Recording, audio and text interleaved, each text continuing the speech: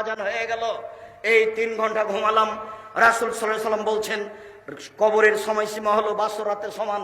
তাহলে মোটামুটি কবরের থাকার সময়সীমা হলো 2.5-3 ঘন্টা 4 ঘন্টা এরকম হতে পারে। যখনই ভালো মানুষকে ঘুম থেকে জাগানো হবে তখন সে বিরক্ত হয়ে বলবে, আরে এখনই তো ঘুমালাম, এভাবে তাড়াহুড়া করে জাগানো হচ্ছে কেন? তাকে কেউ জাগাবে না তার কাছের মানুষ ছাড়া।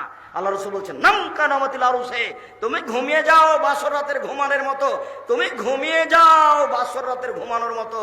তুমি উত্তর সুন্দর দিয়েছ, লাইকে জহিল্লাহ বাহালি, তাকে কেউ জাগাবে না তার প্রিয় মানুষ ছাড়া, তাকে কেউ জাগাবে না তার প্রিয় মানুষ ছাড়া।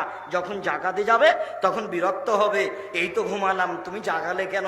অথচ ঘুমিয়ে আছে 2000 কোটি বছর থেকে, 400 কোটি বছর থেকে, 20,000 বছর থেকে, 50,000 বছর থেকে ঘুমিয়ে আছে। কিন্তু যখন তাকে উঠাবে তখন ও কি মনে করবে?